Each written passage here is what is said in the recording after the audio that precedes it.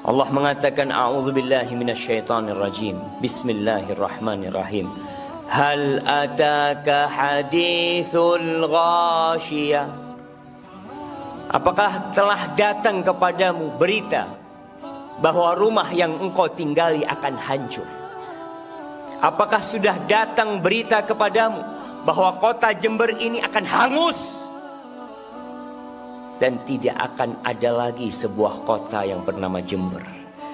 Apakah telah datang kepadamu berita bahwa semua yang ada di muka bumi ini akan rata dengan tanah? Engkau pun akan tenggelam berada di bawah tanah tersebut. Hal ataka hadithul ghashiyah? Tatkala semuanya dibangkitkan kembali dalam kondisi telanjang, manusia pada waktu itu terpisah menjadi dua, ashabul yamin wa ashabus shimal. Lalu Allah ceritakan bagaimana kondisi setiap kelompok ini. Allah menceritakan kelompok yang pertama.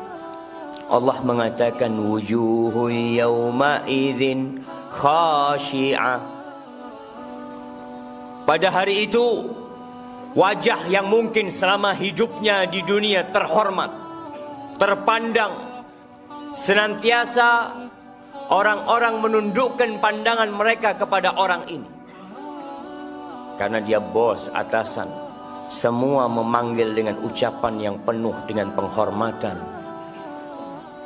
Semua memberikan jalan terbentang untuk dia. Tapi pada hari kiamat, wujuhu yawma idzin khashi'ah.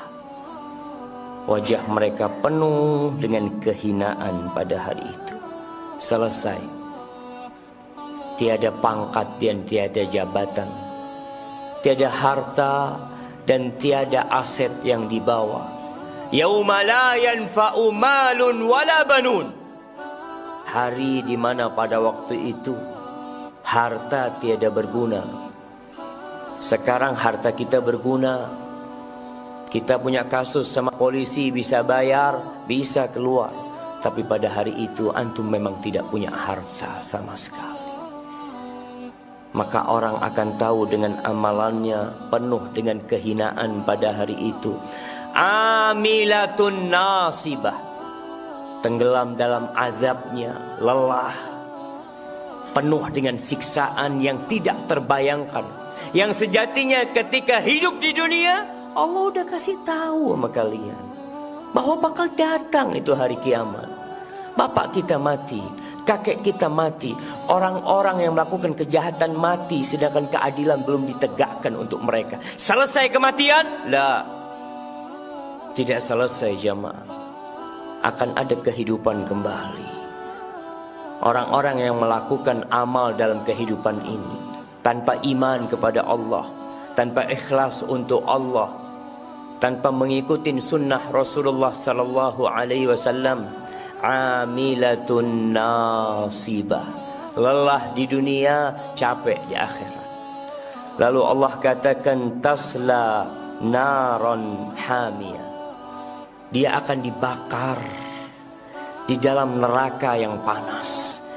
Jamaah, antum silahkan hidupkan lilin.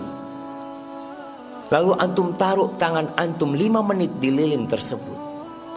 Apabila antum tahan, silahkan antum persiapkan diri masuk neraka.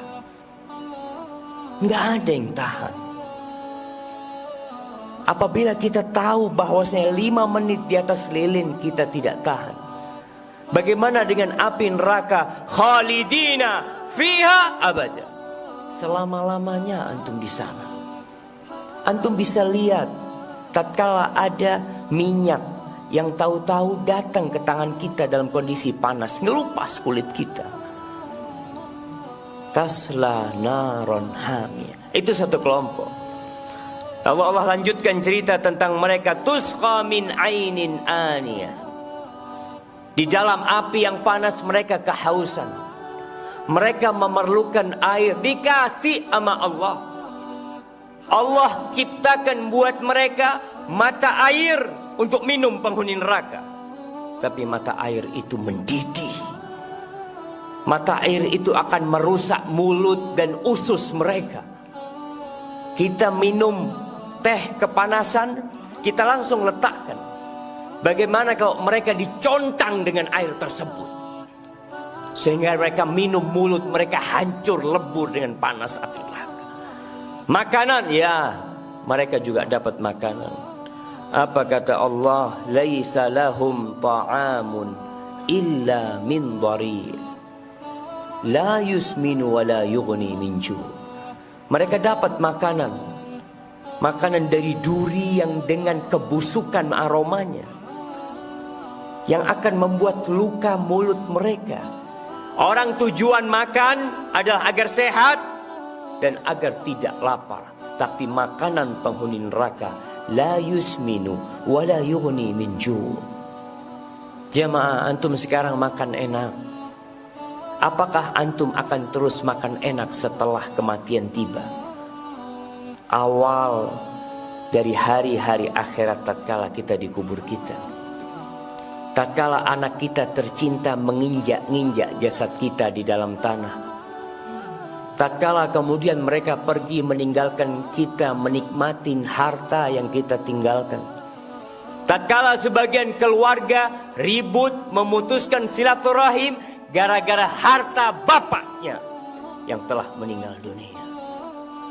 Ternyata bapaknya mati meninggalkan dosa, membuat anaknya saling memutuskan silaturahim. Kiranya anak akan mendoakan orang tuanya. Wallahu a'lam. Itu kelompok yang pertama.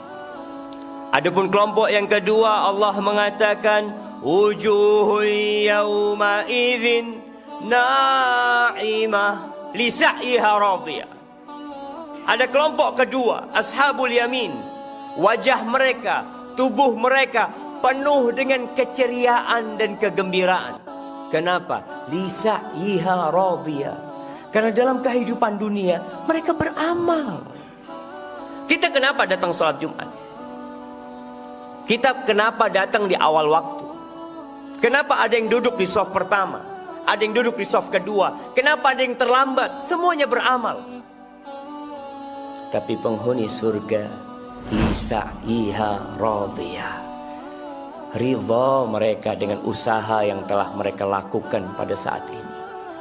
Antum di dunia lihat orang-orang yang masuk kantor telat, orang-orang yang datang ke tempat kerjaannya telat. Berapa lama dia bertahan di tempat kerjanya? Dia akan dibenci oleh bosnya. Dia akan dikasih SP1, SP2, kemudian dikeluarkan dari kerjaannya. Bagaimana kalau kita tiap Jumat telat?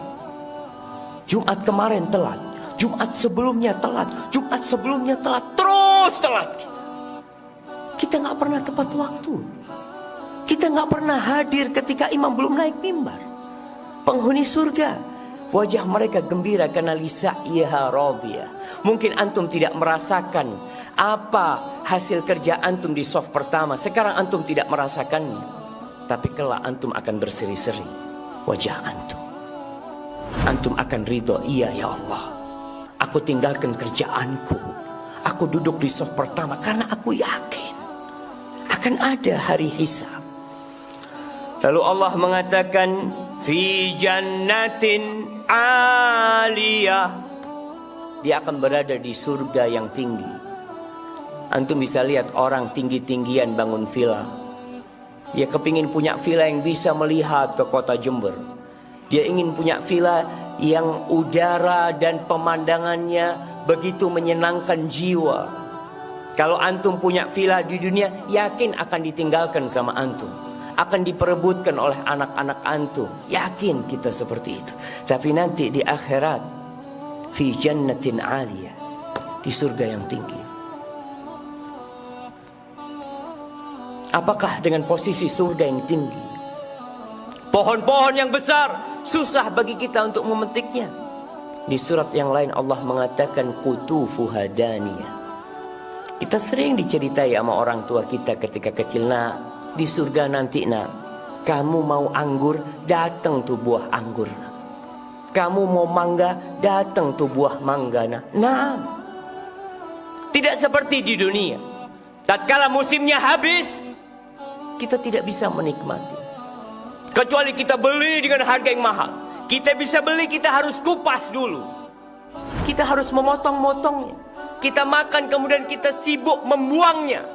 Di surga la fi jannatin aliyah la tasma'u fiha laghiyah. Enggak ada omong kosong di surga. Enggak ada cacian dan makian di surga. Enggak ada bully membuli di surga. Enggak ada ucapan-ucapan yang menyakitkan hati. Enggak ada. Yang ada semua ucapan yang penuh dengan keindahan. Lalu Allah katakan, bagaimana mereka di dalamnya, fiha ainun jariyah, fiha sururum marfu'ah, wa akwabum mawdu'ah, wa namariku masfufah. Di surga ada mata air dari sungai-sungai, ada sungai dari madu, ada sungai dari susu, ada sungai dari khamr, ada sungai